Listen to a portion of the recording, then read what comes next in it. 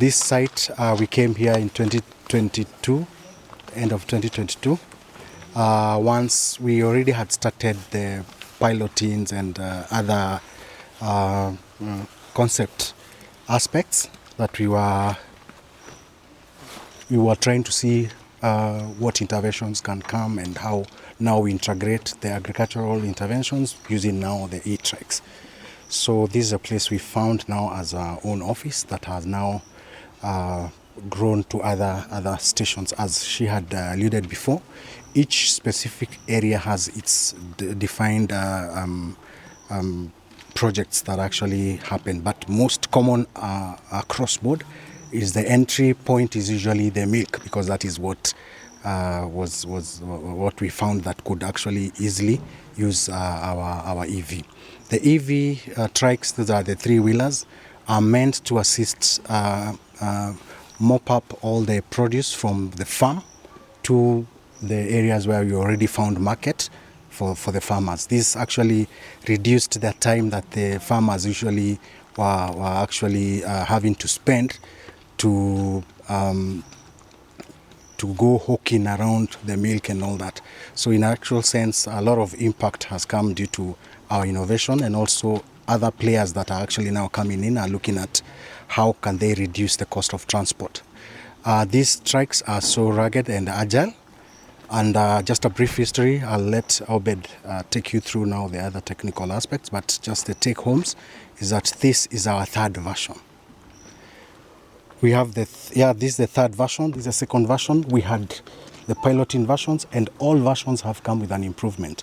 Our aim is to have a customized African tailored trike that can actually be able to accommodate the narrow roads, the rugged roads and all that.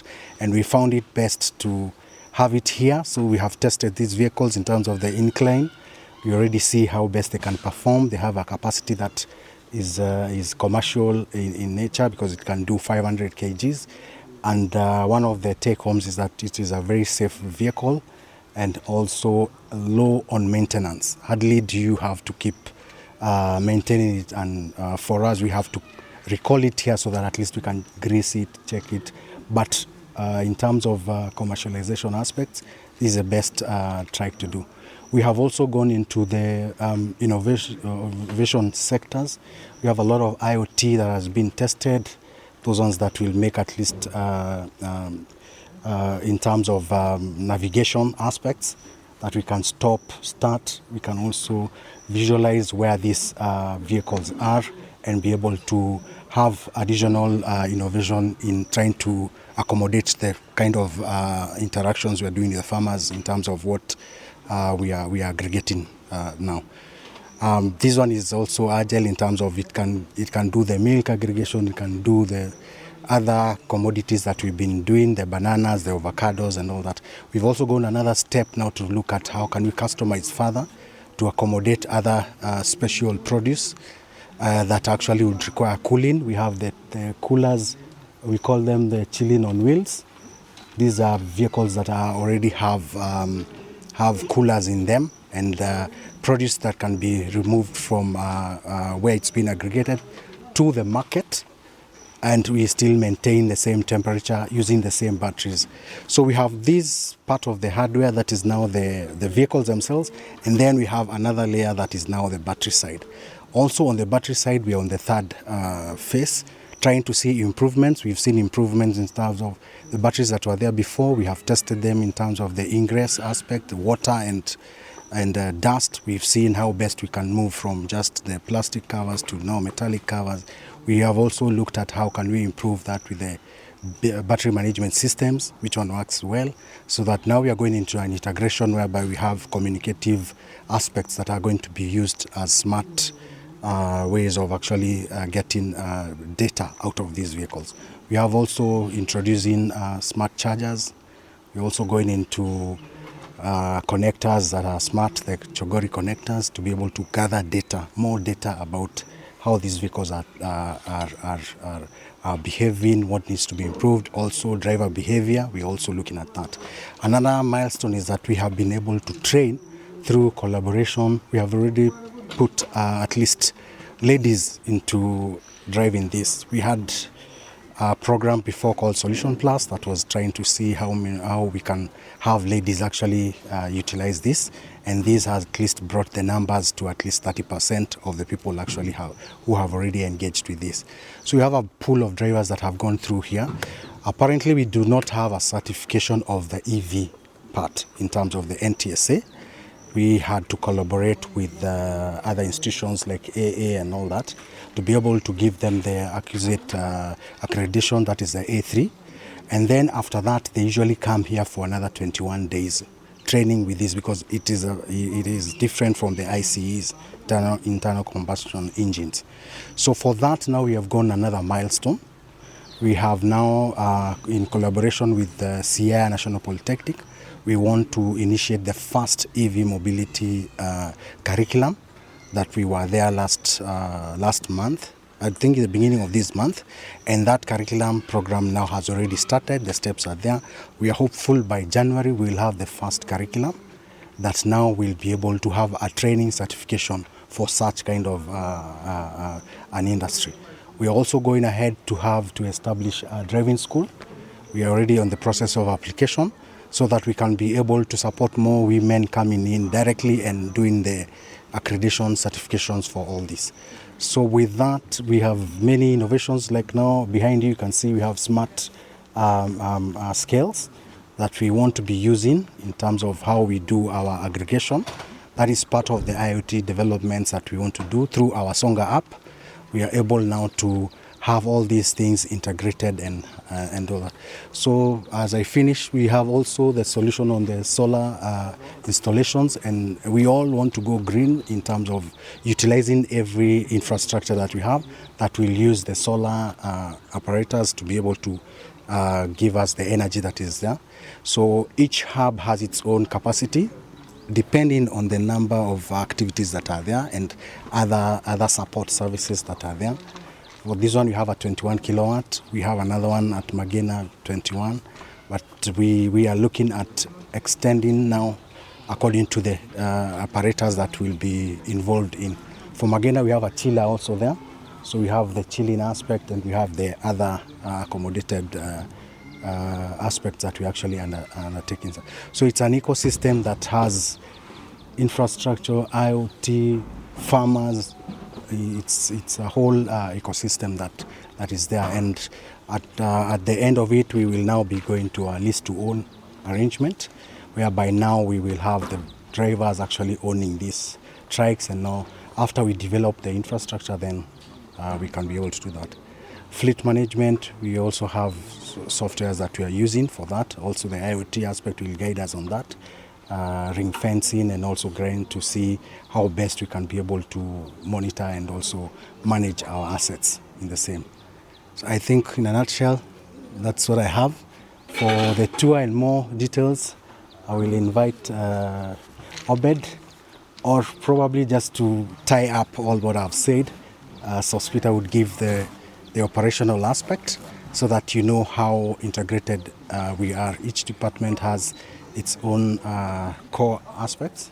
We actually derive our demand from the agricultural team and the operations, because that is what actually gave birth to the use of these equipments. Without them having to have done the concept and get to know that these activities can be done, aggregation, impact first, and then we would see how best we can utilize this. So they are the ones who give the demand. Sometimes they want to open a new route, so we come back and also think, what do we need on this aspect? Then we now channel the numbers, we do the either production or the procurement, get the required specs, ask the D&I team, Valerie, what features do you need us to incorporate, so that everything now when it comes here, usually comes as a CKD, complete knockdowns.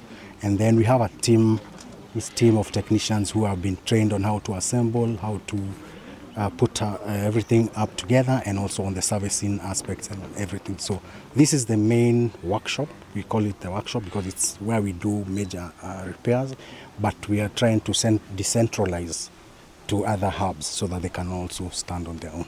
Thank you very much. Okay, thank you, Moses. Thank you all for coming. My name is Mokaya Obed.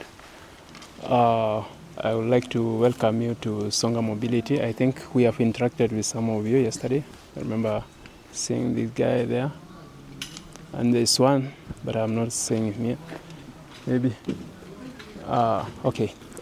Moses has spoke a lot concerning the operations and technical section. For my side, what I can tell you is I can repeat on. This, what you can see here, is this is the third version. We had the first version, we had its own challenges, the trains with Gusii. Then we came to the second, the same challenges changed, different challenges. Then we have come to the third version. The third version, we also know that it will have its own challenges. So with our aspect is a Kaizen aspect, a continuous improvement. We don't leave it at that point. Today we face a certain challenge, we project it to the next lot, so that we ensure that in the next lot we don't face the same challenge. You are the Songa Mobility, which focuses on transporting the farmers' goods from here to the market. How will you, before you start transporting those goods to the market, how will you know that? Which systems, which criteria do you use to currently analyze the market at that place before you transport the goods to their market, to your market? Pamela would be in the best position to actually give that, because she has several interventions that actually give us the parameters actually to know which industry or which markets actually to pursue. So she will be in a better position, because as I said before, agriculture is the one that leads our output, because once they tell us that their demand is when now we come back and now think, do these strikes, or how many quantities do they require, or the demand. Like, they are the ones who made us now think of doing the chillers on wheels, so that at least we can accommodate the product that they are actually bringing on board. So we work with the agricultural team that actually drives our demand, and then from there, once they establish the markets and all that, because they have so many other interventions, she will tell you about the interventions with JICA, the SHAPE program, that they're actually doing that to mobilize farmers and to train them through business aspects, and also looking for their markets. She has leads, CRM, big CRM on the leads on the market. And I think in the sphere where you're talking about, I know she has an idea of all those other aspects, because with the SHAPE program, they have had to interact with such kind of knowledge. Thank you, Moses. So under our interventions, we have two criteria that we use. First, it's the farmer-led initiative to identify the markets and the market trends. So this is through the initiative of JICA. We have a program that we have partnered with JICA. It's called SHAPE. And basically what we are trying to do under SHAPE is changing the farmer's mindset. We are saying the farmers, before they go to the farm, they should know what the market needs are, the price, the quantity, the quality, and everything. So here we organize the market visits with the farmers to different off-takers of their produce, and then the farmers can get a feel on what the market needs, so that they can make informed decisions. The second approach, we have an off-taker pool for our different interventions. So for example, under our milk aggregation, we have off-takers like KCC, we have Ogembo Dairies, we have small off-takers. So this one, and the market for milk, the pricing, it's regulated. So we work with the regulations, the government regulations on that. Yeah, I think that's what we are working on. And then we also have a team of trained staff who are able to tell us this is what I think the market is. We are also updated on the market trends every day. Yeah, and when we are updated, we can always update our farmers. So it's not about the interventions we are working on. We can always tell the farmer, this is what the market says about things like maize. And we have these apps like the Calro app. Yeah, so if you go to the Calro app, you can be able to get such information on weather, on with the weather advisory, the market advisory. Yeah. My name is Kenneth Kibet. I work with Consa Technopolis, and we partnered with this team to support the Innovation Week and see also what is happening outside our region in Konza, Nairobi, to the outer part of Kenya. So I think this is quite interesting. For me, I just, perhaps I missed maybe, is that these tricycles here, you do the assembly, but you source them from manufacturers elsewhere. This is where China. So what is new from what comes from there that you add here to be able to maybe fit in the environment that we have here? And then there are EV, right? So how do you have the infrastructure, especially for the batteries charging?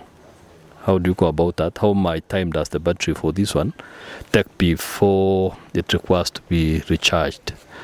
And then the terrain and the roads, again, is a bit of a challenge. So possibly needs a four-wheel drive kind of thing. Does it have that kind of capability, these tricycles? Thank you. Actually, on the rainy times, they do operate better than the ICEs, because I think he will explain why. Because equally distributed power within the both all its terrain that actually enables it to navigate better. Also, in terms of the inclines and the hills, we have tested it here. We also have a pilot in Nyambene, that is Meru, similar environment, and that has already proved that these vehicles are agile and they're able to do that. There is one aspect I forgot to say, that once we actually became having so many of these vehicles, the company saw it fit to actually have an innovative hub workshop.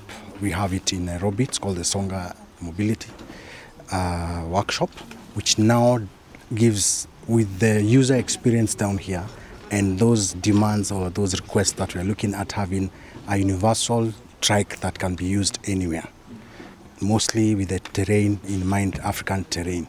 So they are actually developing a lot. We're actually looking at things that we might change. We also are members of CAM, and we are looking at how we can localize the parts. So we are looking at achieving a 70% localization. We're already at 50. There are some parts we are yet to localize because they have some developed technologies and all that, which we cannot find within. And those are the only 30% is what recommendation that we should be importing. So we're already working on that.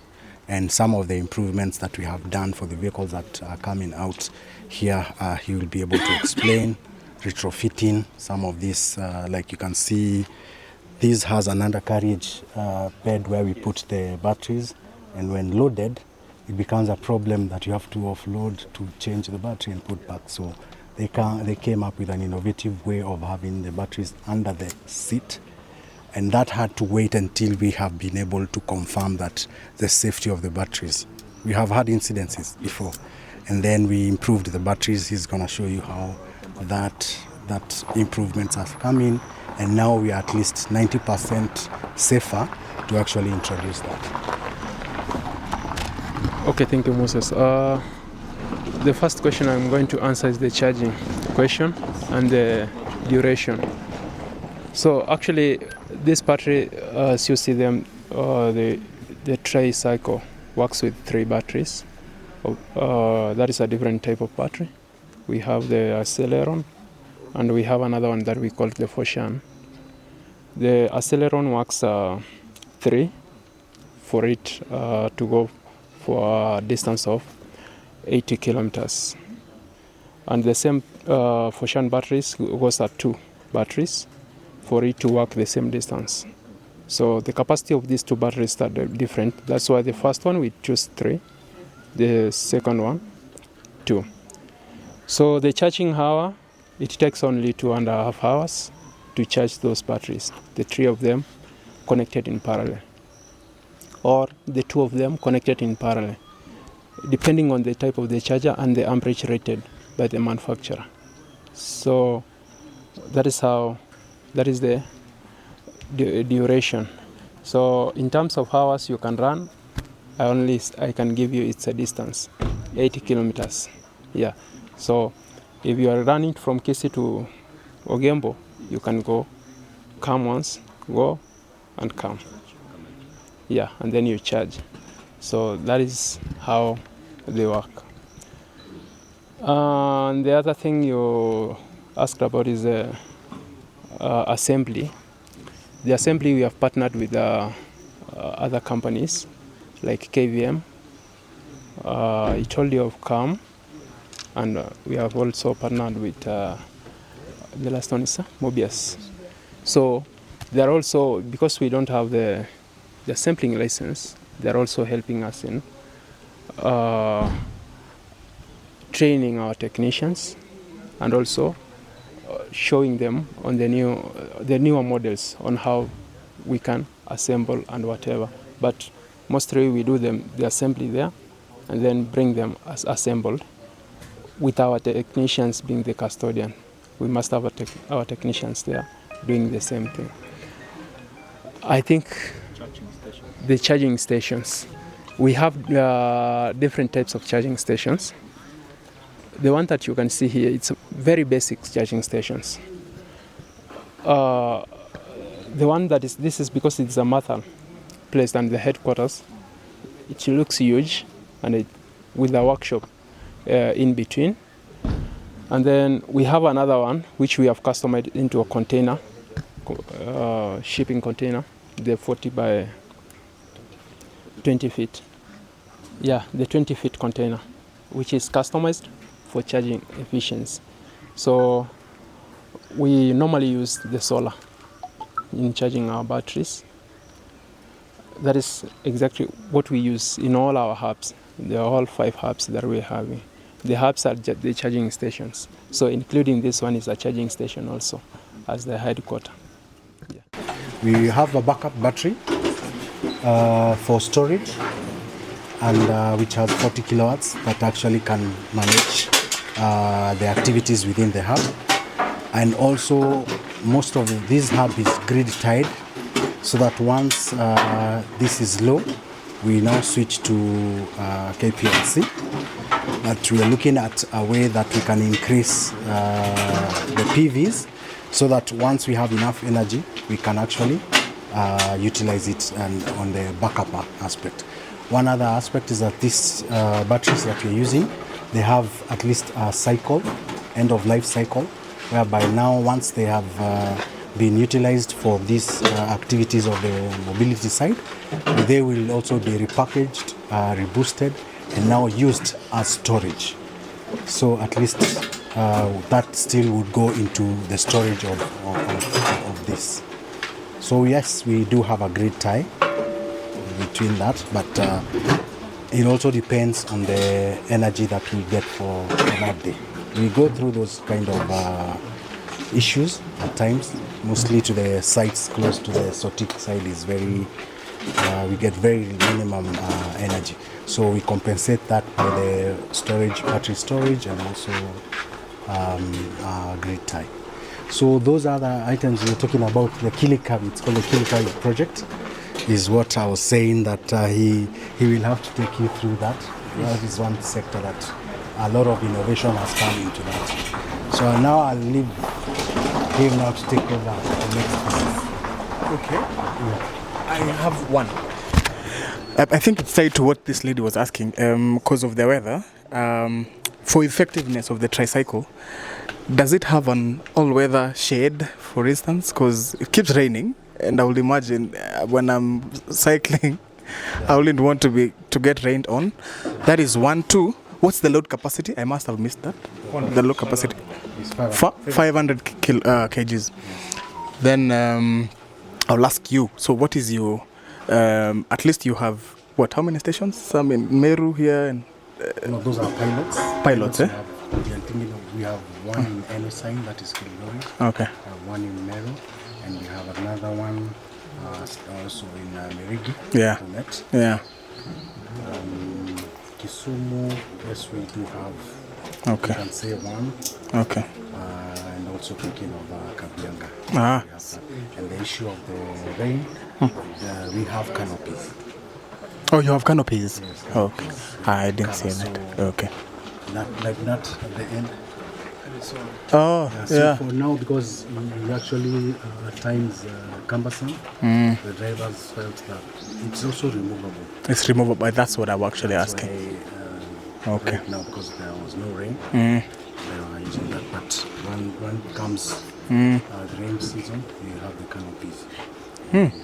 So now that you have quite some presence in the country, what are your biggest limitations or even risks for you, Songa? Right now is on the battery side. Limitation in terms of servicing. I'd said right now we have a radius of 40 kilometers. So if Nyambene, we have to give them extra batteries for them to be able to be charging on that end. But if we had a hub on that end, it will be easier. So we are going to this side of Nyanza as we expand now. Already we are at Narok and Sotik. You can see the radius is manageable. So that is the main limitation in terms of range, and also bureaucracies of government bureaucracies in terms of standardization. So those ones we must also try and fit in with that. So far it's only the energy side that has an issue. The rest of the apparatus, I think we are quite sufficient. What size of the motors do they have? Are they different? Like, are they different sizes? And then number two, how do you avoid water spillage on electronic parts? Because chances are, if it's electronic, then chances when you are driving, then you will get water spillage and might easily damage. So I'll give just an overview, then I'll let Obed give you as an engineer. As I had said earlier, the journey of the batteries, you can see we had plastic and we had now moving into metal. This is because of addressing that issue.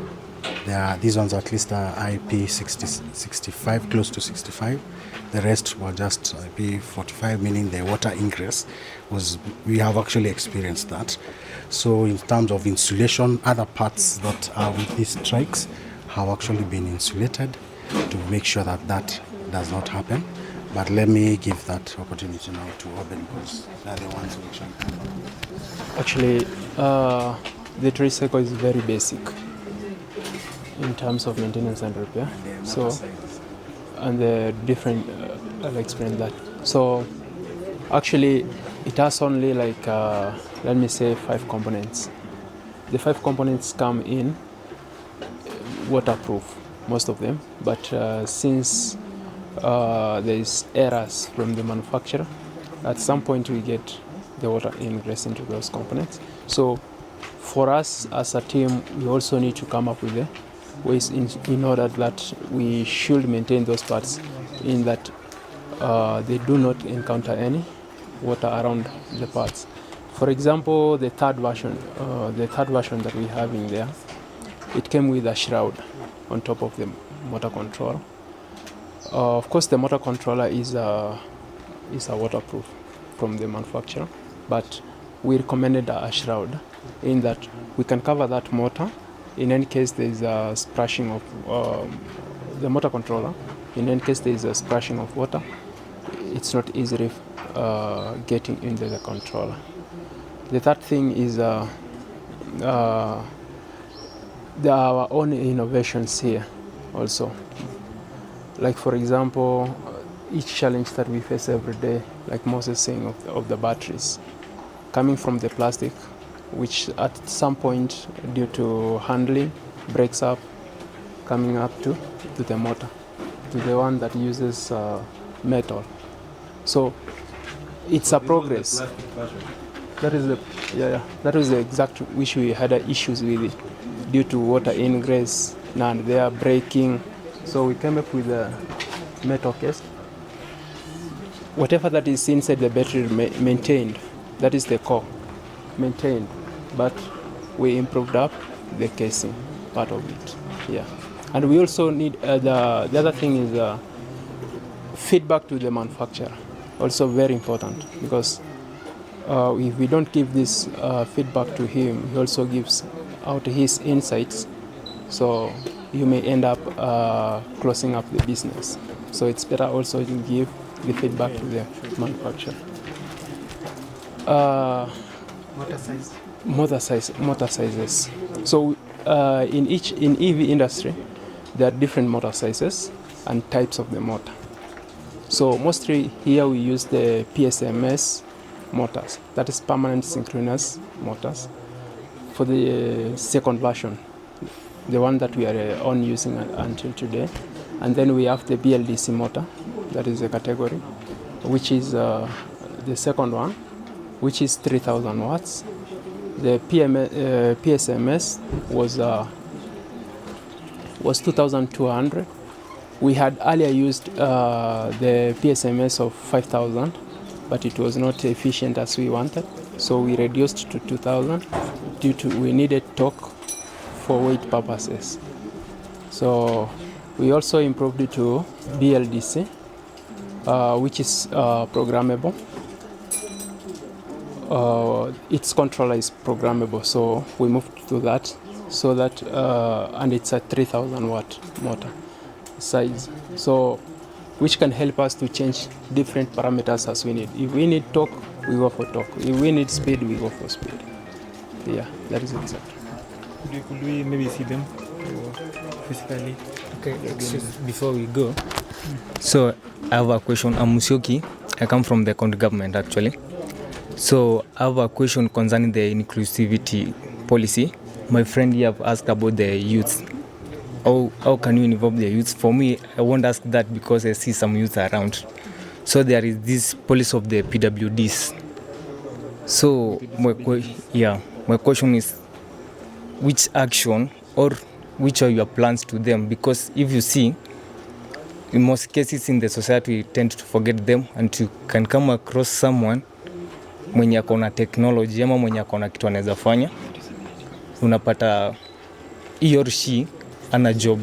Like 2 weeks ago we had a case for someone mwenye alikuwa employed but wakachange director. The time they got another director, akakuwa fired because of being disabled. So I don't know here around, what are your plans toward that? Maybe just briefly mentioning on the same, we are very much inclusive in terms of even supporting farmers who have disabled children or the PWGs, as you have said, and also ourselves in terms of employed people here. We do have one of them. Yeah.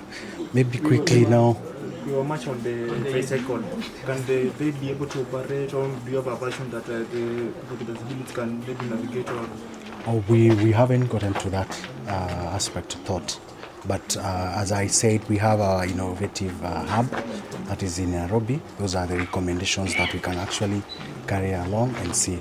But we actually demand-driven currently on that aspect, so that for now we have not yet found a group or farmer intervention group that would require such.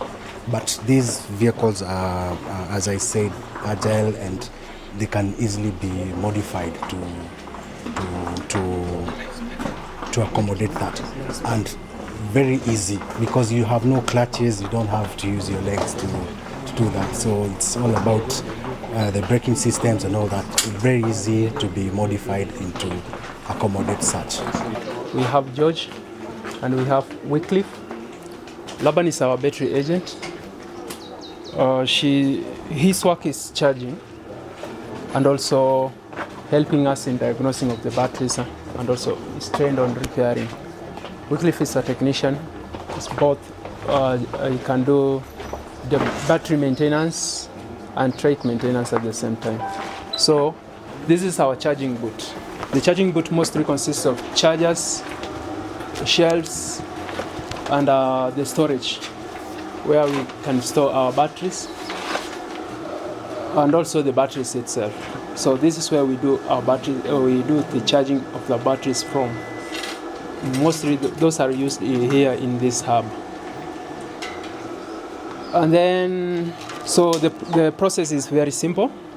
From once the trike comes in from maybe aggregation or maybe the rental activity, the driver will just leave a vehicle here, the trike at this position.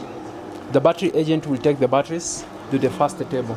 The first table is the diagnosing table, whereby he will check off the battery, not by opening it, physically checking of the battery. Then he will just take the battery in for charging. That means he will just test the battery with the charger. If it's charging, start the process of charging through our Songa app application. So he will enter the data of charging through Songa. Once he finishes that charging, he stores the battery down there. There's a table here there where he will store his batteries. Swapping, he will do the swapping part. Takes the battery to the trike, swaps the trike, and ensures that the swapping data is collected through Songa application. The basic work of a technician is maintaining and repairing.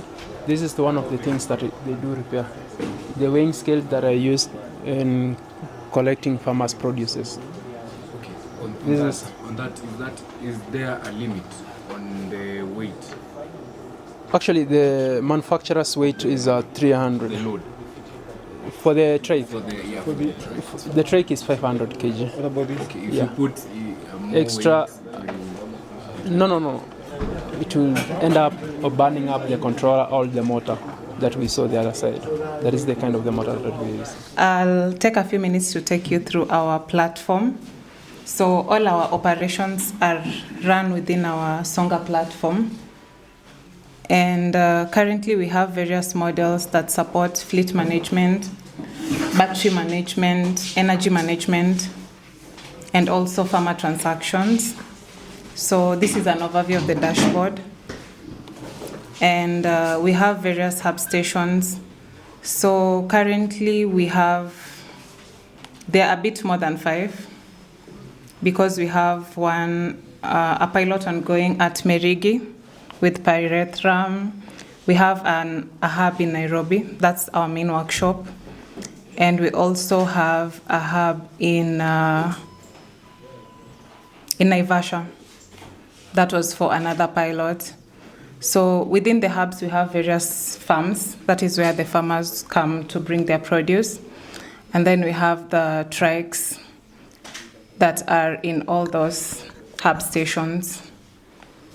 So this is an overview of the dashboard. It indicates all the assets we have. By assets, there are the trikes and also the Kilikawi assets. So first, I'll just take you a bit through everything, not into details. So each hub manager has hub level access to this platform, so they are able to create trips based on demand.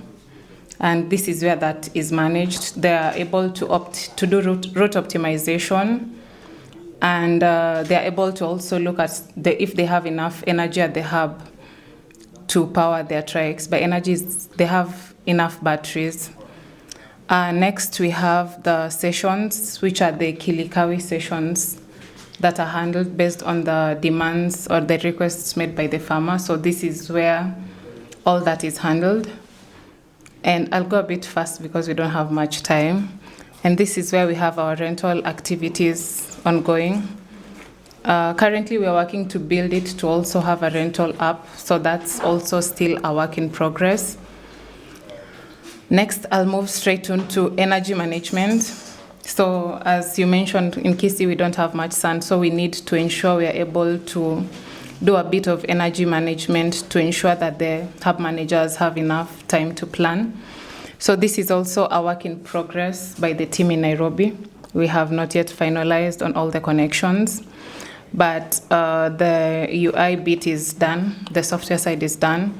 And this is how it will look like. We'll be able to manage all our assets remotely. That is the cold store, the office office and charger, the water dispensers, and the charging outlets. This will also help manage if you have upcoming trips, how many batteries do you need to charge to take care of the upcoming trips? So that's the whole idea. And some of our hubs, I think this one is connected to grid, so it will also help regulate which energy will be used. Next, we have the batteries. This is currently in use, but it's used for charging. And also, since we have like 3 hubs, there are a lot of batteries movements between the 3 hubs, so that is all monitored within the platform. The hub managers are able to request batteries from each other and etc. Next, we have the chargers, which is that's pretty much straightforward. In case they need maintenance, they are also, the status will change and you'll know the availability here. And next, we have a management center.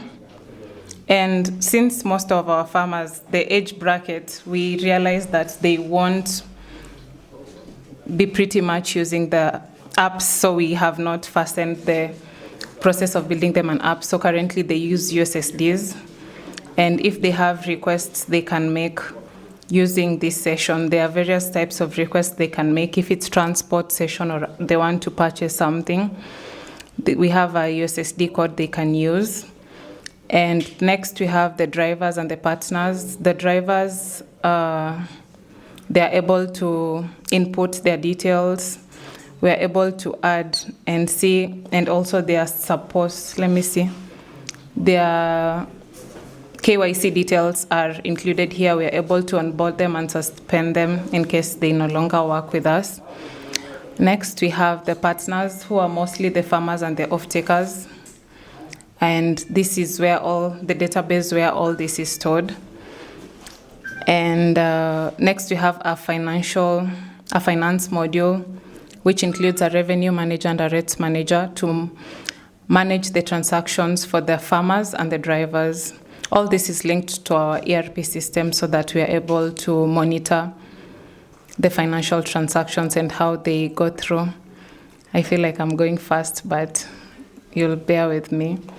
Next, we have this bit, which is the general system, and I think one of the main features we are working on is multi-tenant. So since we are working to work with cooperatives in various rural areas, we have a multi-tenant feature such that this platform can be used with various tenants. So currently it's being used by Nyambene and our foundation in Turkana to manage the activities. So that's why we have various tenants within the platform. So I think quickly that's an overview. Basically, this app is what runs all our operations. Yes. Any questions? And with regards to IoT development, I don't know if the technicians have had the chance. We are still, not all the trikes have IoTs, but a bit of them do. And with that, we are able to monitor trike location. Let me see if I can go to the assets just a minute. And currently, you can either get the location from GPS or the tracker. So trikes that have the IoT existing, the GPS location is fetched from the tracker. So that's it with the IoT development. And with regards to connection between the batteries and the TCU, that's also still a work in progress. But once that is done, let me use this trike that is in Nairobi. It's not really in use. We'll be able to get metrics from the batteries. We'll be able to get metrics on the mileage here, distance covered, average, and current. So this trike is not in use. It's being tested, and I'm sure it has been dismantled since it's at the workshop. So this is all the metrics we expect to have once the IoT connection is finalized. So apart from all the operations, we do a lot of R&D just to ensure we are able to support all our operations. Yeah.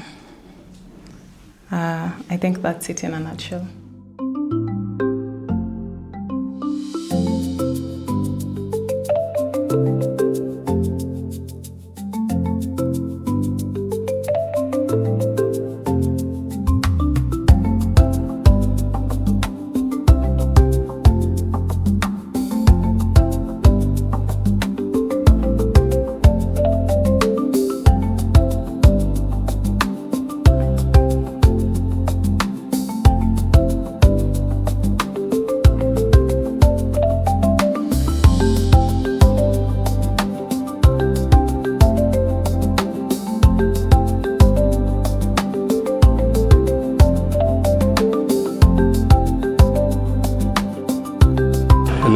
Nawasalimu nyote mjambo.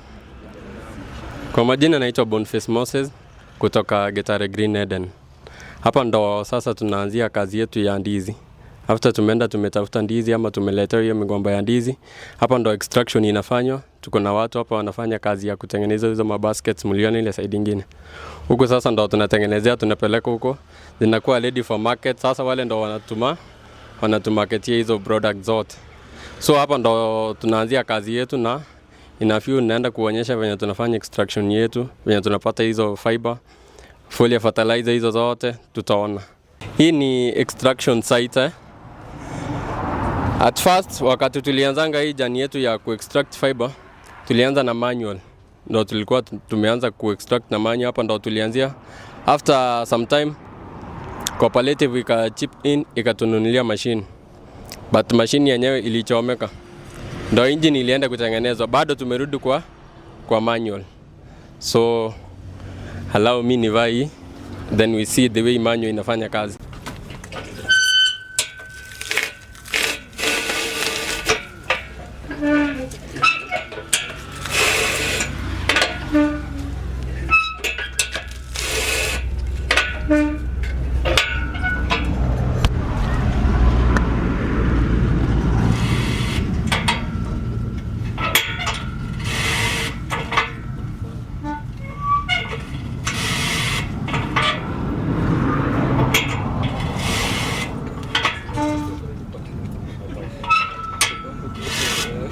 Now this is what we call fiber. Hii ndo inatoka hapa after tumeianika hapa, ndo tunapeleka cooperative. Wanaenda wanachana, inakaa banana breads. After wamechana hizi, these ones, unaweza shika saa hii nini, haina shida. I think a number of ladies are going to get so banana iko nyumbani. Kama ni machini ndio kutengeneza. Unaona kuna nini? Tumaji tunaunga hapa ndani, inaitwa banana sap. But after imeenda fermentation for 14 days, ndo inakaa foliar fertilizer. Yes, wengine walikuwa wanauliza eti mgombo uko na maji kweli? Hii sasa ndo foliar fertilizer. Yes, hii inaitwa bulb. Tunaipeleka kwa compost ama bado ikiwa hivi ukipeleka kwa shamba bado inafanya vizuri sana kwa mimea. Ng'ombe inaweza kula? Hii sasa ndo ng'ombe inaweza kula kushinda hizi. Kuna fermentation tanks lakini sasa hii tunatumia vibuyu. Ukienda fermentation for 14 days sasa inaitwa foliar fertilizer. Mgomba za ndizi, are you getting them from smallholder farmers ama ni wase wanapanda ndizi in large scale? Juu kama ni smallholder farmers, not everyone anajua mnafanya kitu kama hii, maybe around, ndio? Sasa do you have to wait for someone to harvest ndizi yake moja kwa boma ndo uende uchukue mgomba? Ama do you have like a program for aggregating hizo vitu alafu mna collect place moja? Yes, hiyo ni swali mzuri sana. Hii community yote by the way wanajua tunafanya hizi vitu. Na wanajua tu hatununui ndizi yenye, yani mgomba yenye bado hujatoa hiyo fruit yake. Hatuwezi nunua. Mbona?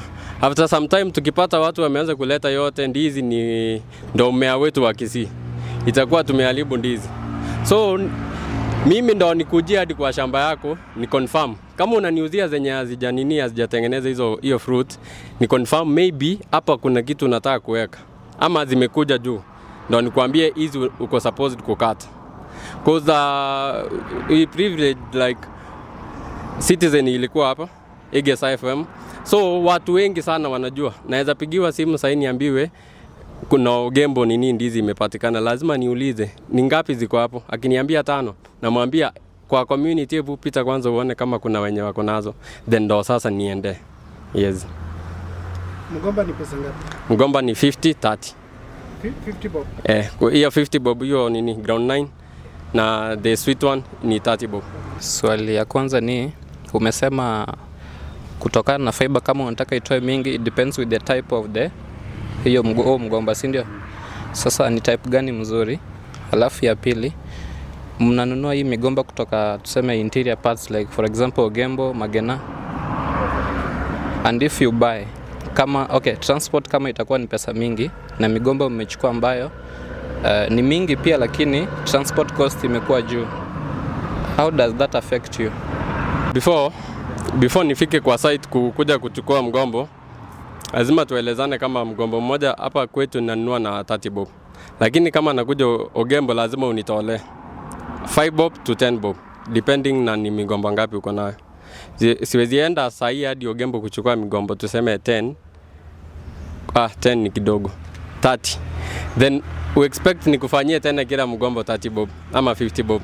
Hapo lazima ureduce. Lakini ukiamua wewe peke yako utransport, after umenipigia picha nimeona hii imetoa ndizi nini uamue kutransport, nayo hapo itakuwa 30 bob. Na fiber ni gani inatoa poa?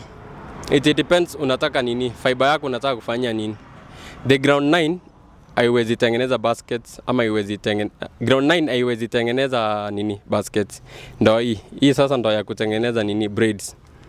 The sweet the sweet banana hiyo sasa ndio ya kutengeneza baskets, ndio ile side nyingine. Ukiziangalia zote kuna difference kubwa sana. Yes. Nimekuwa kwa field, so najua ni ndizi gani na hii ni gani. Na aukati tuseme into sizes zenye unataka. Mimi ukiniletea unaniletea full one. Ndo najua natakanga nijue ni kipimo gani nataka. Nataka extension ama nataka braids zote kabisa. Yes. It's good to know how this works, and we hope to continue collaborating and seeing how we can scale it and make it better. Tuendelea kushirikiana. Asanteni sana. Naona kamvua kanataka kukuja. I can also tell that the sugar levels are lower. So where we are going next, ni Boka Eats.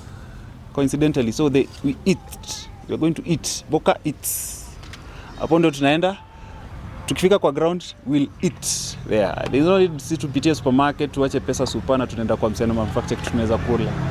I make sense, ndio? So tuende hapo. As we get some sugars, we'll also be learning about their whole process, ndio?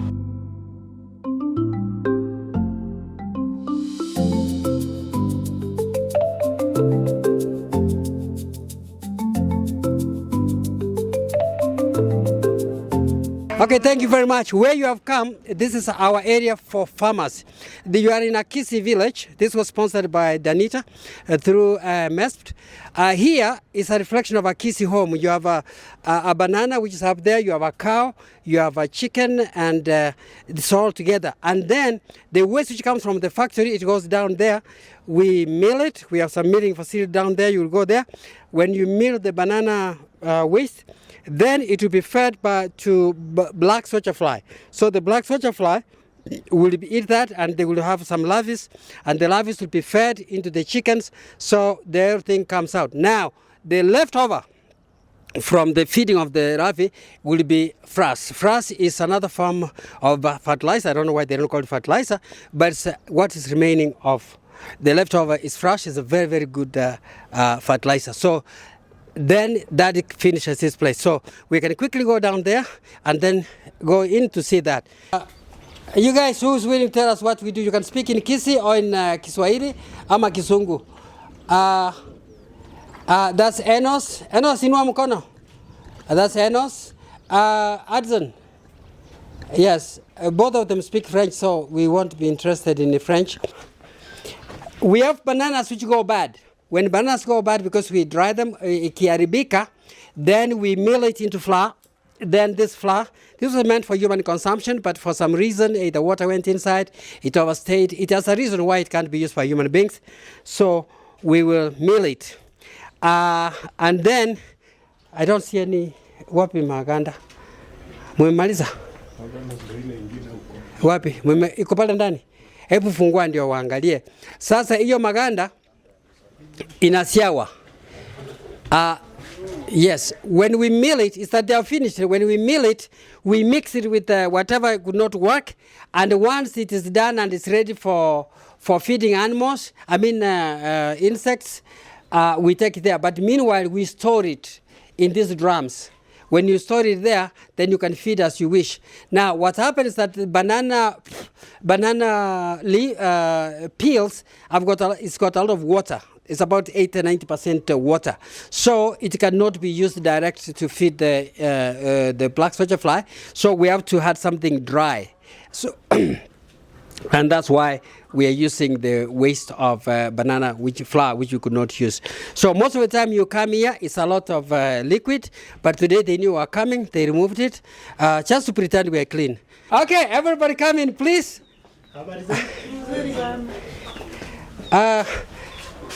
Nani ako nje? Jeremy mpaka nje. Baada Jeremy yeye atakula double, yeye ni mgeni mkubwa. Sasa Jeremy, I've eaten this stuff. Oh, you have eaten? Okay. It's don't eat it. For real, don't eat. No, it's nini. It's inaitwa jili ya Nairobi. Oh, okay. You have done this, like this. The cookies. Oh, like this one. It's really nice. This is nice. So. Okay, but actually you can import this from China and eat them. They eat them and they taste good. I've never tried. I don't intend to try this here. So what we do here, the waste which comes, unataka kutueleza Kiswahili itakuwa mzuri. Haya, shika sasa tueleze unafanya nini hapa. Na jina yako useme. Alafu some of these guys are not married. You tell them we are single. Okay, let's go. My name is Trace Pakemtu. Mi ni msimamizi kwa hii wadudu. Hawa wadudu wanaitwa black soldier fly. Black soldier fly inatusaidia kuku zinakula zikiwa uhai. Tunakauza, tunaanika, tunachanganya chakula ingine hapo, tunatengeneza chakula ya kuku, samaki, nguruwe. Na hawa wadudu wanataga mayai. Mayai, na hawa wadudu mayai ndio hii. Na the white stuff. The white stuff, those are eggs. And those are hundreds of thousands. One lays about 700 eggs. So when sitting like this, it lays about 700 eggs, which is a lot. Are they different from this? Sasa mayai mliona. No, we are coming there, okay? Ndio hii mayai sasa. Hii ni chakula ya wadudu. Na hii chakula ni ile maganda ya ndizi. Ile maganda ya ndizi ndio tunaweka hapa. Sasa ikiachi inapata inaendelea kukula. Ikimaliza kukula, sasa inakaa hapa ndani inaendelea kukula. Ikimaliza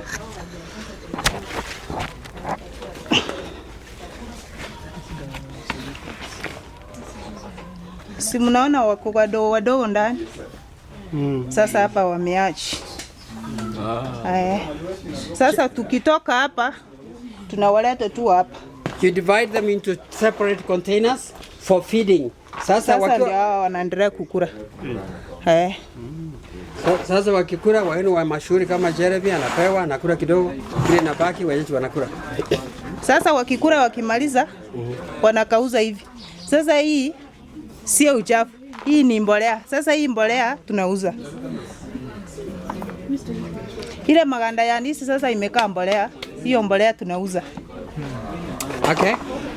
There's a question which was coming here. What is this? Sasa hawa watageuka wakae black. Wakikaa black tunaweka tu hapa ndani na hizi mabeseni mnaona hapo ndani. Hizo ni kuku. Sasa ndio hizi zitageuka zinakaa hizi. Hizi ni kubwa sasa zisha develop. Yeah. Okay. Sasa hizi maizi ndio tutataka mayai tu hapa ndani kwa hizi mbao. Na hizi asikuli chakula. Zinafuruta too much through sponge. Alafu for all the men here, including Jeremy. He's on a phone. Oh, it's okay. Who is going to replace? Now, this is a very interesting thing for men. In this place, it's called a love cage. All the flies which arch and they become big, when they're inside here, they look for mates. When they mate, the male dies on the spot. Allah. Yes, I knew. It's very painful. It's very painful. It's very painful. But then, 3-4 days later, the female will lay the eggs. After laying the eggs, the female also dies. So they never see life. So the love cage is also their funeral program. I like how this started in India, right? I don't know, to be honest. Historically. I don't know where this came So from. I worked for the German Development Corporation for 4 years, and at some point I helped Muranga County set up their first BSF about 4 or 5 years ago. Yes. I helped Simbisa Food start this. So this is a very good initiative, and I want to encourage young people to take up BSF farming. In fact, we can come here and buy the larvae, right? Amen. Yes, you can. Yeah, so can we set up an online shop where where people can order and then we come talk to you guys? Ambia madam hiyo maneno. Sawa, we are sawa. We are going to do that. Yes. And we'll be very excited to do that. That's very good news. Yeah, thank you. We need to make some money. Because it's even very good for pork, for pig. Yes, yes, and fish. And fish. Yeah. So actually, this is whenever the governor comes here, this is like his bet. He always comes here straight. Sometimes you want to go inside, just come here straight. Yeah. And the waste is all over. Waste is all over. Actually, so hakuna capital really. Hakuna. Ni kufanya tu kazi. Si ndio? Lakini lazima ukuwe mchafu lakini. Yeah.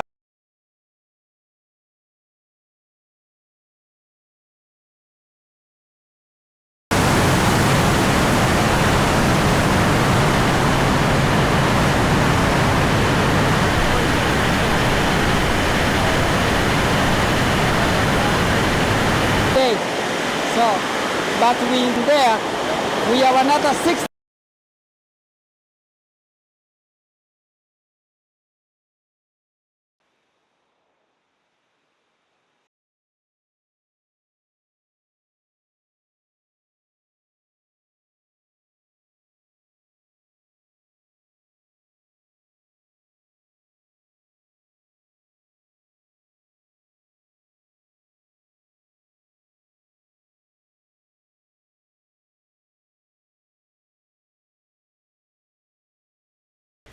I just wanted to say that when we started life, we started with this machine, which is about 180,000.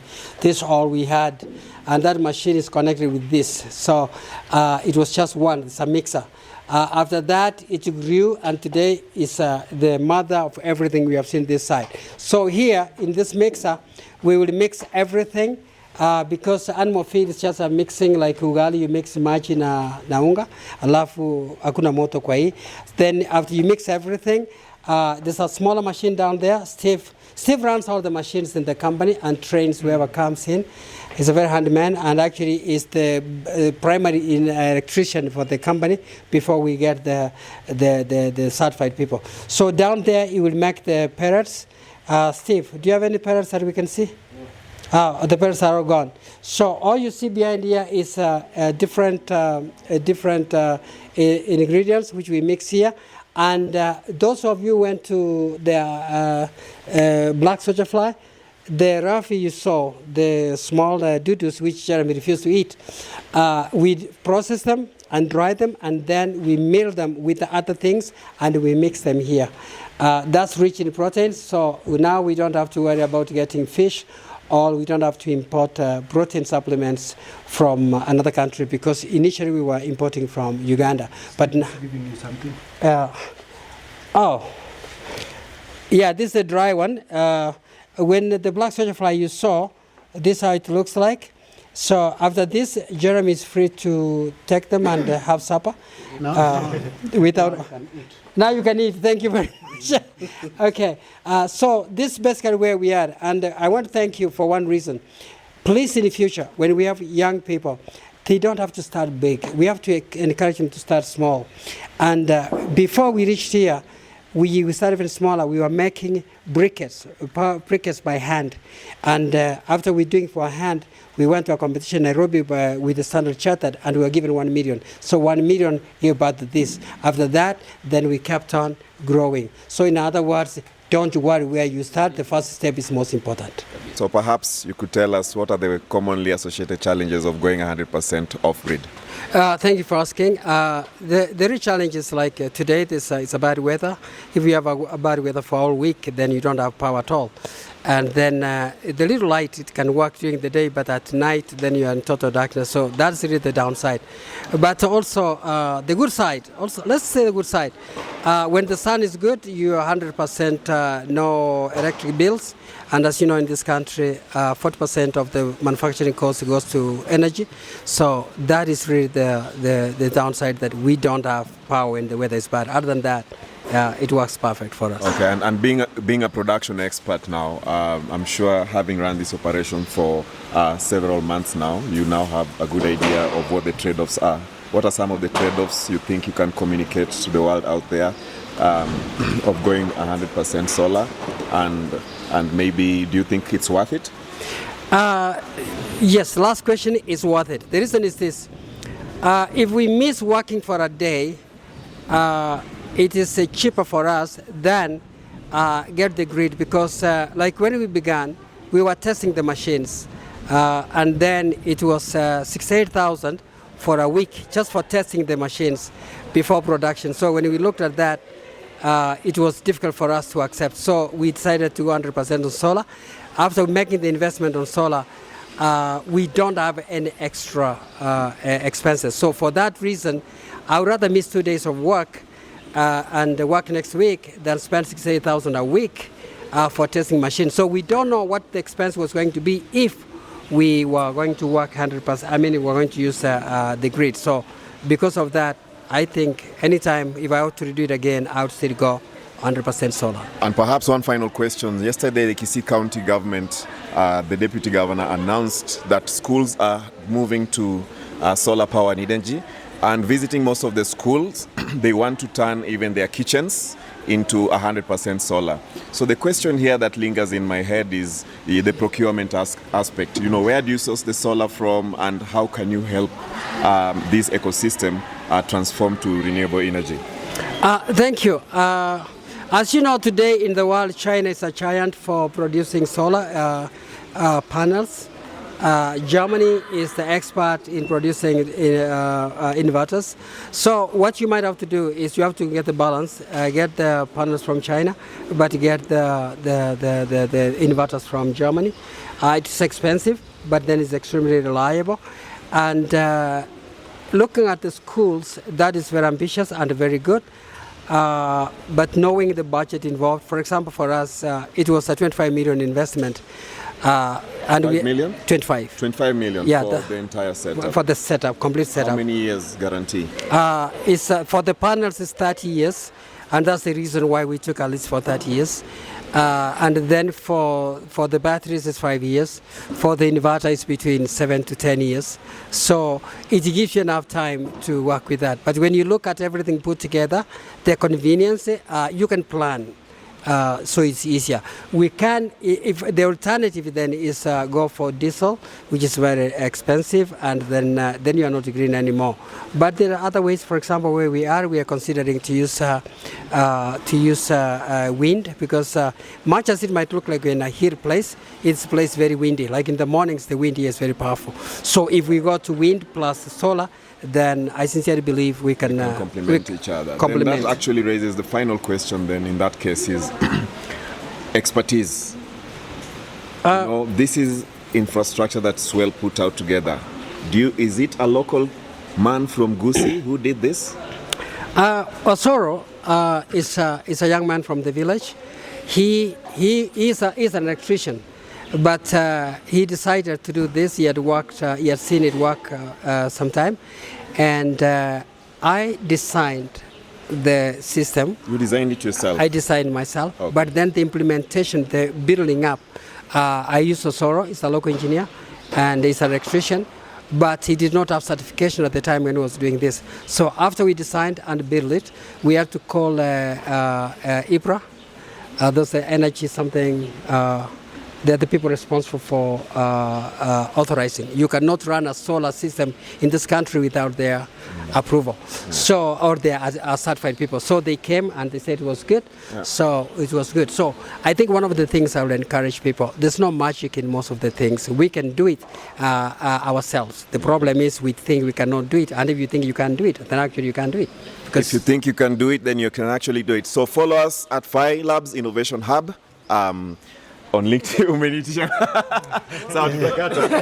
Amenitisha nikitaka kusign out, but endelea. You want, because actually I think maybe other people might be still having questions, but my question was, when we are looking at local manufacturing, a lot of people keep on telling us that it is not doable, and a lot of young people have been discouraged around that.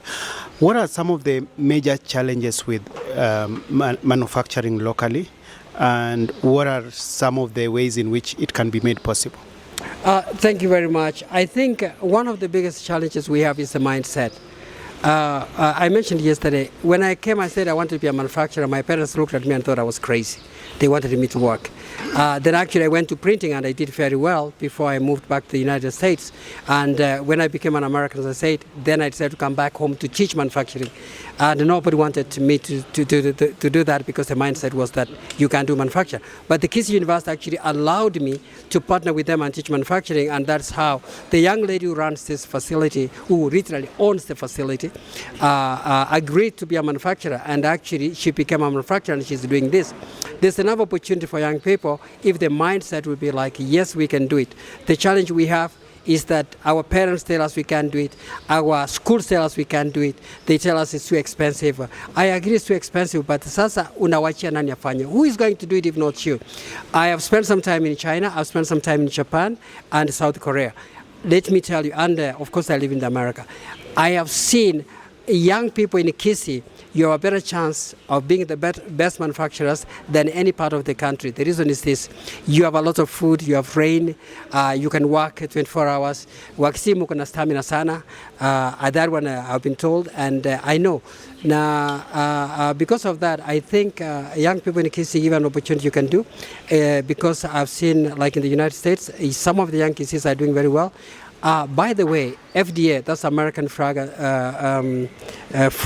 FDA, Food and Drug Administration, that is the big agency in America. One of the directors, a Gusii from Wanchali, Dr. Mayasa. So when you look at that, if a Gusii and America and a shine, mbona hapa tusishine? So really it's a mindset, and I think I want to thank people like Jeremy who have decided to say we have to change how it has been going so that we can bring manufacturing in, say, in Gusii. Once you bring in Gusii, then of course we go to Omabeit, we go to our neighboring counties, and really that's what we need to do. If we can do that, then we can change Africa one county at a time, one country at a time, and one village at a time. So really, to me, that's where we stand, and I pray that we make it happen. Maybe two last ones. How can young people organize themselves to become investable? Because we have a lot of our young people who are also working outside the country. They have resources, but they are not sure if they give it to the people who are here locally can manage it. So how can young people prepare themselves well to do that? And two, how can you help in mentorship, and how many of young people we have here are willing to be mentored to be able to produce something? Thank you. Thank you for the two questions. Let's start with the first one, the people outside the country.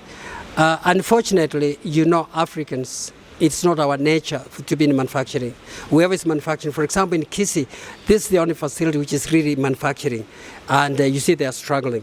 So other than the tea factories, there's not much going on. Now, when you have people outside the country, they have gone there, they have earned some money, but they don't understand that there's a guy or a cousin in Gusii who can manufacture. So they send money to buy land, to build houses. If you have seen, there's a lot of house buildings in Gusii which people don't live inside. There's a lot of hotels in Gusii which people don't even can't afford. For example, let's take Keroka.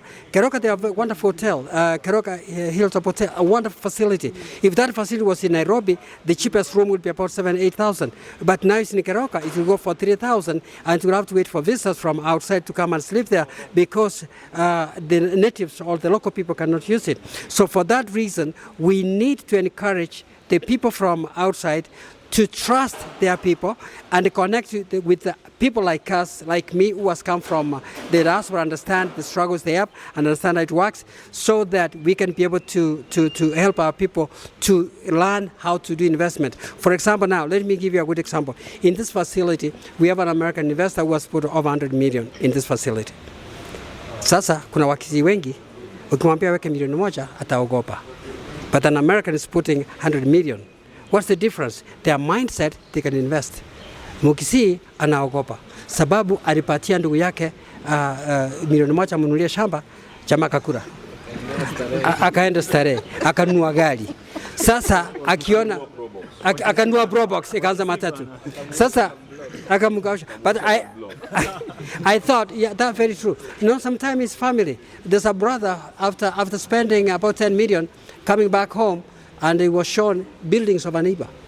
That this is what I built for you. It was a neighbor's building. When the guy came, actually he killed him.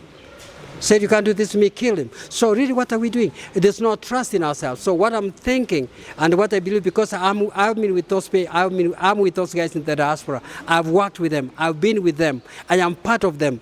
They work hard and they have resources. They have access to credit. They have access to credit for 3%, 4%. Like if they took their house and they get money out of it, they will get they can get $200,000, $400,000 as a loan at 3% interest rate. So with that kind of money, they can be able to invest here locally. Unfortunately, if they have been robbed 1 million, how can they put 40 million?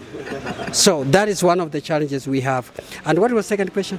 About mentorship. The mentorship, yes. Yesterday I challenged Jeremy because I know he's capable. I did ask him that he can show people what to do. For anybody who will work in the Lake Basin region, because it's near me, if you come here, I will not charge you any money. But if I come to you, you will facilitate me. In my old age, I believe what I can do as a decent human being is to give information to our young people. And one of the things I'll do, I will, for example, if I get young people here who want to raise money, I will walk to Jeremy's office and say, I've trained this young lady, this young man is ready for investment, but he doesn't know how to write a proposal, and he actually doesn't even know how to do it. He doesn't have the personality. And I can ask Jeremy, please, can you help? Jeremy might say, okay, I know that I'm also have responsibilities, but I can give as a corporate social responsibility. So we can all do, all of us, we can give back to the community, and so that you know, the only reason I'm back in Gusii is to give back to the community. I could be sitting somewhere driving in Minnesota like most of my friends, but when seeing the poverty in my village, I decided to come back and teach manufacturing. By the time I leave Earth, I hope there will be enough manufacturing in the community so that I will feel good to see our children living a better life than a life of poverty. So my really goal in life is to fight poverty in our people. And when I say our people, if you have short hair like me, you are our people. It doesn't matter if you're Nigerian, if you're South African, you are our people. So that I don't want anybody to feel that what work in Gusii, no. Yeah, Gusii, they are my people, but what about the Ugandans? They are my people also. What about the Ntabera in Malawi? We are one people. Everybody is talking about you black people. Nalavu na unaanza you Mjaluo, you Kikuyu. Surely, what are we doing? Who bewitched us? So for that reason, we have a responsibility to help each other. And when everybody has, then you can look at yourself and say, God, it was worth it. Not just economic poverty, but also mental poverty. It's mental poverty which is the biggest challenge. Thank you for that. I want to ask you a question that yesterday you saw Gusii University students and other youths that you are ready to mentor develop systems like AgriFusion, which does market analysis and quality checking. Do you have any interest in implementing those systems or helping these youths to further their research and make those AI-powered systems to run so that they can help you to market your products? The quick answer is yes. If they showed up, if we can have access to them, we can discuss and see what we can do together. Remember, if you don't discuss, there's no movement. If you discuss, you can find common grounds and you can find things you can benefit both of you. And then we are here to make a living. If they can be better than they are today because of discussing with me, yes, I'll be able to work with them. We can even also incorporate other stakeholders like the government. You listened to the deputy governor yesterday. He was speaking actually on behalf of the governor. The governor is very passionate about fighting poverty in Gusii. So if there's something we can do together, God bless us. Okay, Matt, thank you so much to Boca Eats and also to Failabs.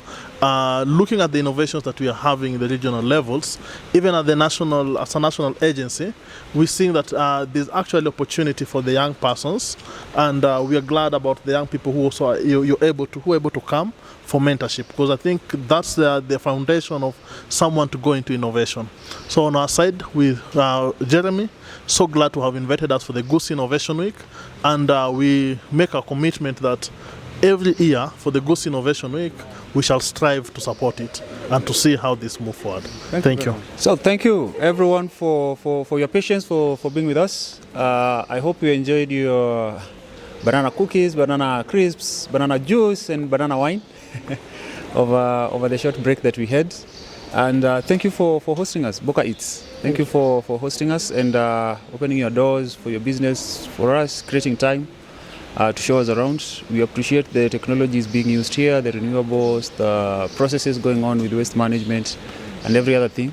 So these are the things that we emphasize on when we talk about sustainable agriculture and circular food systems, where there's no waste. Everything has value and we can maximize on that. And this is a good demonstration.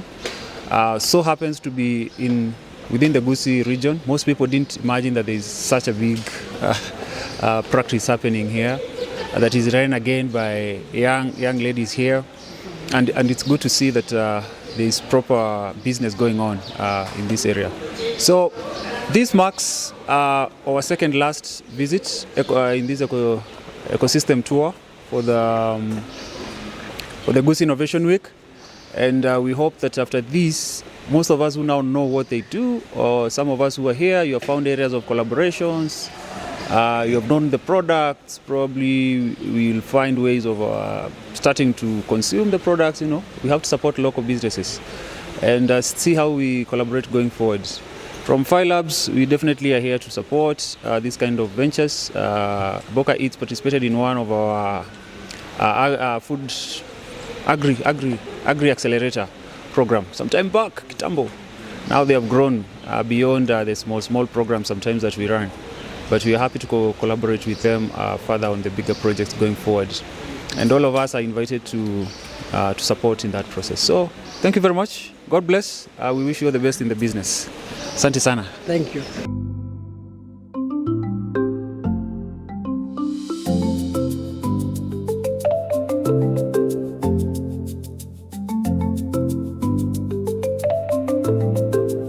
Hapa ni Ekopana na huwa tunatengeneza bidhaa mbalimbali kutoka kwa mgomba wa ndizi. Elimu yetu ya kutengeneza hiyo ilikuwa ni jinsi gani tunaweza kuuza mgomba wa ndizi kutengeneza product, tufanye kitu kama value addition. So tukaona kitu ya kwanza tunaweza tengeneza ni santal buds. Pia hiyo ni raw material ya mgomba wa ndizi.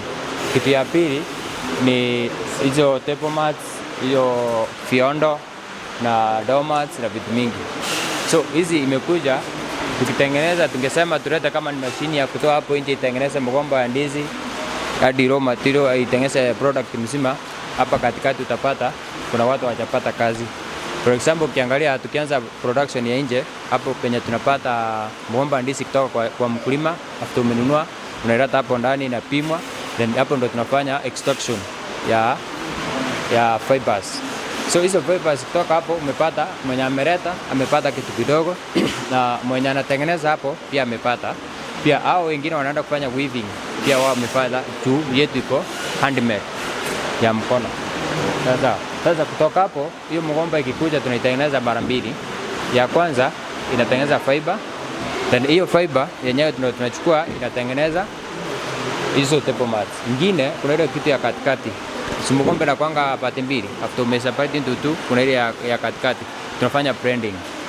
So blending ikifanywa ikimixiwa na hiyo mgomba nyingine ndio unaenda kubind. Na inatengeneza hizo centered parts. So kuna binders inaongezwa huko katikati. So maybe unaweza uliza mbona part yetu iko na logo ya Ekopana. Hapo kwa hiyo back wings na back wheels na kwanga na logo. So kuna hiyo protect your product. For example, mtu anaweza sema mimi natengeneza hizo mgomba. Inatengeneza ni hizo central parts. Hizi nikichukua, anaweza chukua yako then aenda afanye rebranding. So yetu ukichukua unapata iko na hiyo logo. Sasa ukirarua tu hivi ukitoa hiyo nini uweke pa uitumie. So meaning kitu umetumia ni Ekopana. Yeah, to protect our product. Sijui kama kutakuwa na swali. So your raw material ni banana? Yeah, raw material ni banana. With the time, as we are going to expand, tunapanga vile tuna utilize hiyo ndizi mzima sasa. Na kwetu sisi kama Ekopana, hatukuambii mkulima alete ndizi kutoka kwa shamba atuletee hapa ndani. Sisi ndio wenyewe tunaenda kwa shamba, tunahakikisha ya kwamba hiyo ndizi yenye amechukua at least imekatwa ndizi kutoka juu, hiyo mgomba anatuletea ndizi imetolewa hapo. Hizo tukianza kusema tuletewe hiyo ndizi mgomba kwa kampuni, utapata wengi wao walevi wanakuletea anaenda amekatakata kwa shamba ameleta. So hapo mambo ya chakula tutakuwa tumefanya nini? Tumepoteza chakula. So muhimu sisi tunasema tuambie wewe uko na mgomba, sisi tukwambie tunataka utukatie hii, tutolee na hii na hii. Tunakulipa ikiwa 7 feet. Mgomba hapo mbele katikati ikiwa 7 feet unalipa pesa yako 30 shillings. Yeah. From start to end, that take how long? Yeah. From start to end, how long does it take? From the start, normally per day huwa tunatengeneza hizo trunks zinakuanga 15 per day. So per day ikiwa 15 unapata kuna vitu hapa katikati na hajachukuanga of the extraction, kuna hii washing, drying. Yeah. Yeah. So do you also do mentorship for other people who might want to maybe know how to make? Sorry. Okay. So do you also do mentorship for, let me say, people who may want to come and learn how to make the mats and also the kiondos? Yeah, we also mentor. For example, as a company, we have a program whereby unapata foundation, unaweza kuja as individual ama as a group. So ukikuja as individual, unaweza sema mimi nataka kujifunza mambo ya agro processing. Maybe uko na interest ya kujua kutengeneza table mats. Pia hiyo unaweza funzwa, but within agreement. So kuna mwenye anaweza kuja maybe asema anataka kwa kama 1 month, kama ni 2 months, but kuna hiyo agreement ya within. Yeah. Tuna allow mtu kuja kusoma, pia kuja kushare ama kuja kujua tunafanya. Yeah. My question is, are you able to tailor make something to someone's design ama mtu akitaka anapata specifically zenye umetengeneza? Normally hapa kitu tunafanya we are trained, kuna technicians wenye wako trained. So vile unataka kama ni mat, huwa tuna design according to your desires.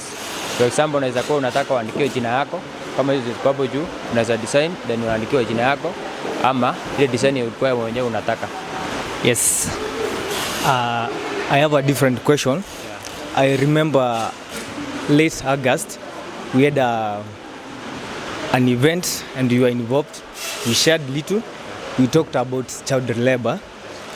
And you said there are some parents when they don't understand the difference between child labor and child work. And we with the other partners, that is other CBOs, we talked on how we can help in handling this. We also talked about inclusivity and youth empowerment. And you said you're going to work about that. So may I get feedback from you about that? Because since that time we have never met again. About that. We as county government. But probably because you are not here in Yeah. So child labor, I think as a kampuni hatuwezi allow mtu akuje biro kwa age akuje kufanya kazi. Na as a department kuna hiyo pia tunashiriki mambo ya child events hizo kwa kupenda. So kuna baya anahusika mambo ya tuma mambo ya GBV ndio anafaa kuingia.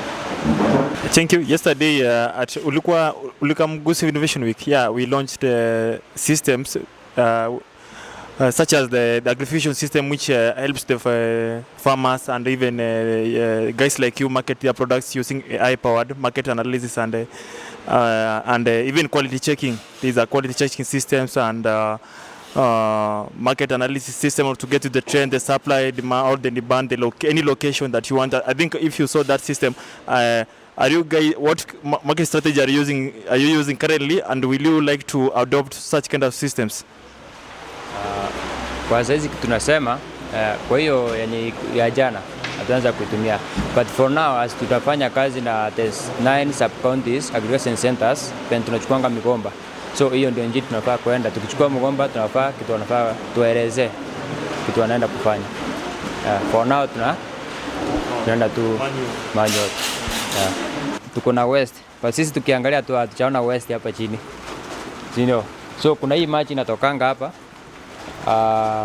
hii ya mgomba, hiyo pia inatumika kama folia mbolea.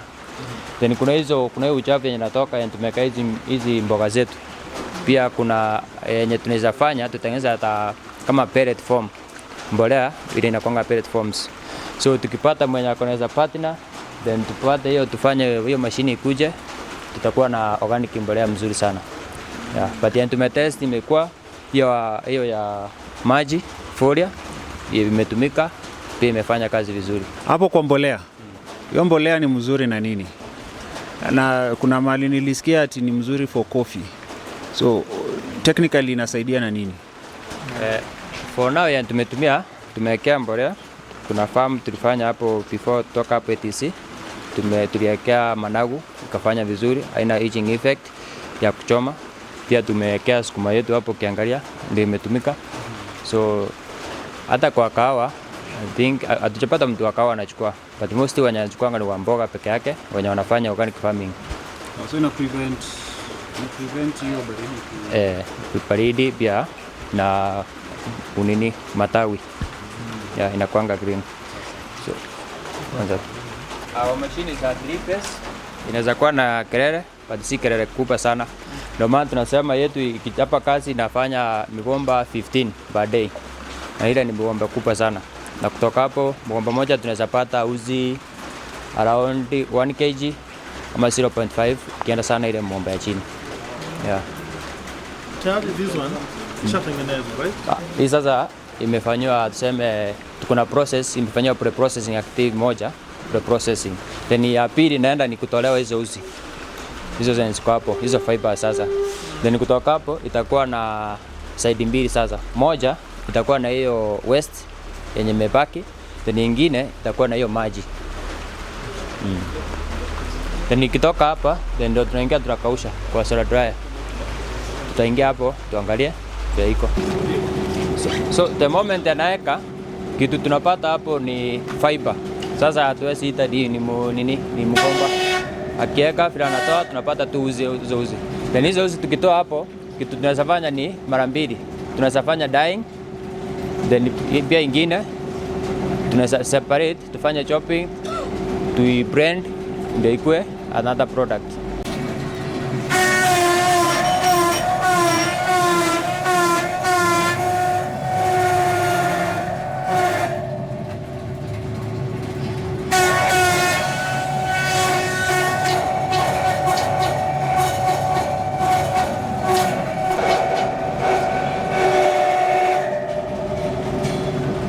Process nyingine ingetoka hapa ni kuosha.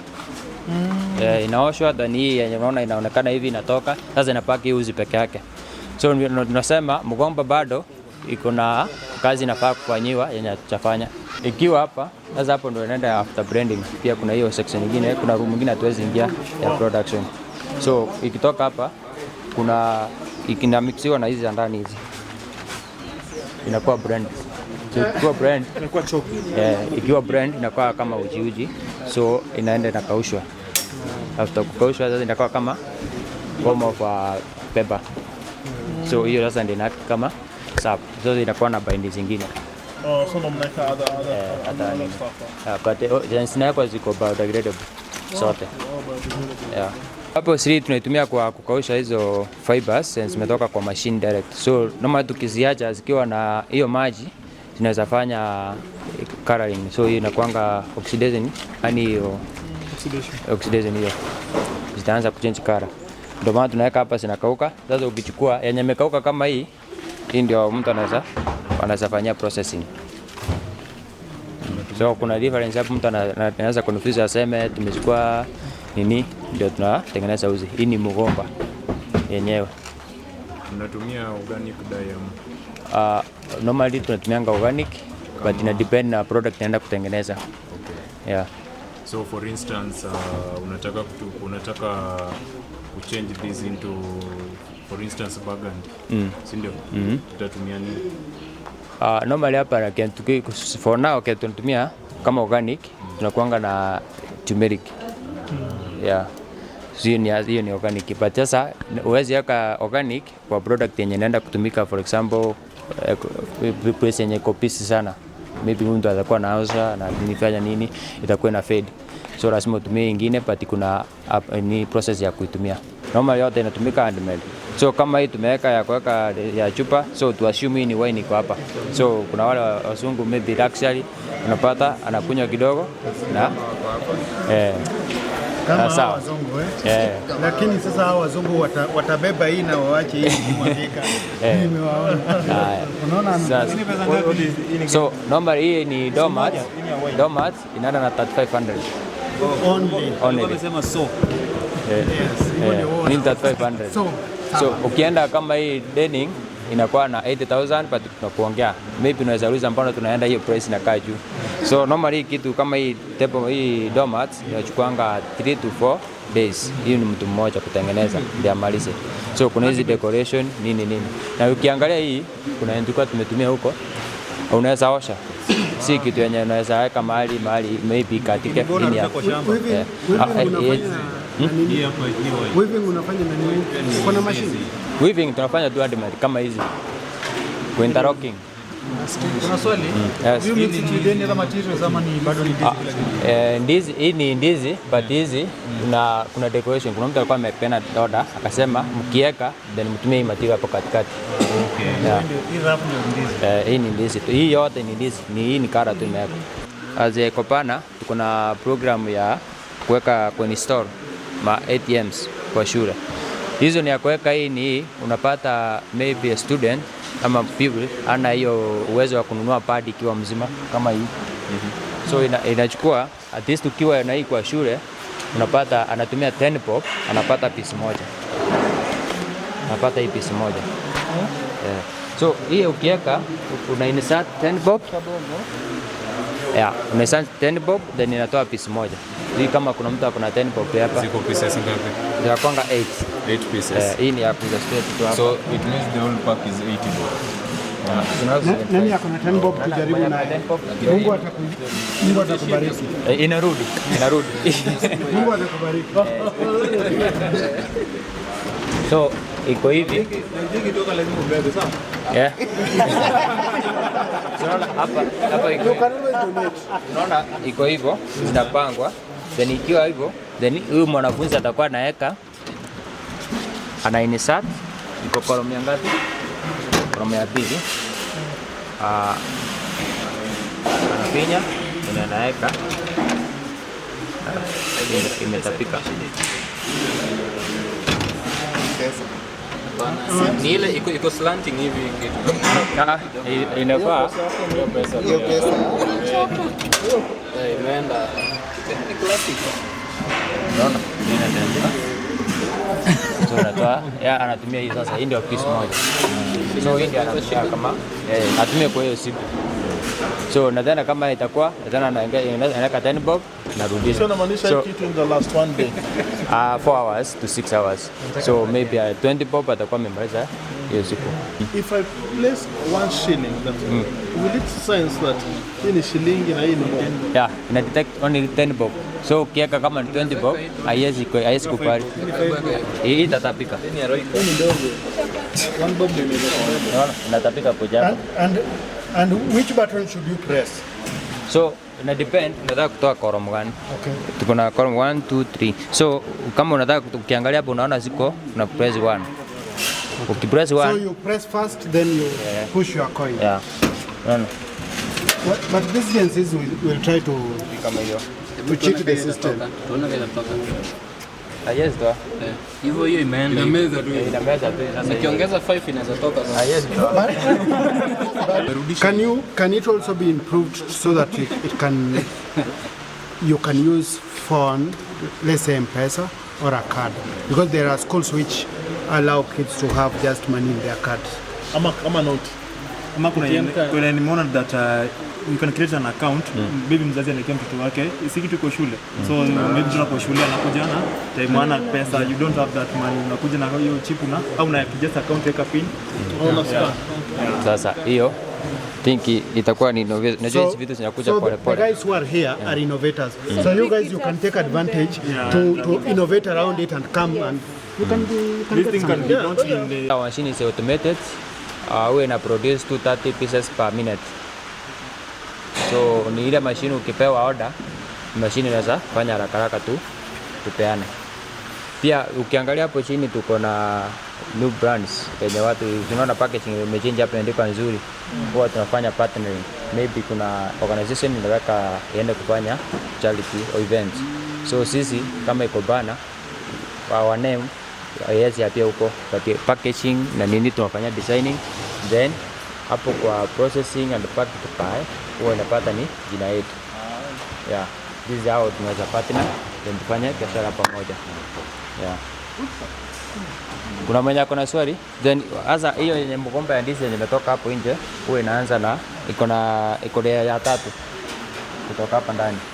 So pia kuna 2 ndio ifikiwa hapa. So ikitoka hapo itakuwa imekuwa kama pepper, then inakuwa mix, inakuwa bind na hizi zingine unaona hapa ndio inaendelea. So ukiangalia hiyo imeandikwa Ecobana na hiyo imeandikwa Ecobana. So meaning we protect our product. Ndio tusienda hapo unapata FP mtu ameandika imetengenezwa na Ecobana na already haina hiyo nini yetu. Sawa. What we want to do here is to thank you for welcoming us, creating time, staying late, waiting for us to arrive. We love what you guys are doing here. It's a whole industry by itself, whole production process, and I believe we have interacted well. People have learned and asked questions, and we are proud of what you guys are doing. We are proud of to see that there is this thriving industry in this region, and we hope that we get to see more of the growth. We get to see more of others coming up, probably supported or nurtured by you. And we know you are working with the ecosystem of farmers. And so there's a big socio-economic impact that you are creating here. And so we are proud to be associated with this kind of progress and growth in this region. And so as part of our Gusii Innovation Week ecosystem tour, we are glad to say that we are climaxing it with on a high note. Coming to a really well-established, organized industrial complex here. And we would only wish you all the best as you continue growing. So thank you very much. We'll keep visiting. We'll obviously push the brand out there so that people get to know that there are quality products that are being used here or being made locally that we can also use locally. So thank you very much. I don't know whether there is any comment from Kenya. Yeah, I can. Yeah, I would love to specifically thank co-founder Brian Ndungu for giving us a very beautiful tour of the Ecobana plant here in Gusii, Nyangena area. I welcome you all to follow their pages on LinkedIn and all the other socials. And last but not least, remember to follow Phi Labs Innovation Hub on social media and our partners at Kenya National Innovation Agency to promote, products that are built in Kenya. Made in Kenya. Made in Kenya. Yes. Thank you very much. Yeah. So thank you very much. And sustainable products for that matter. Thank you very, very much.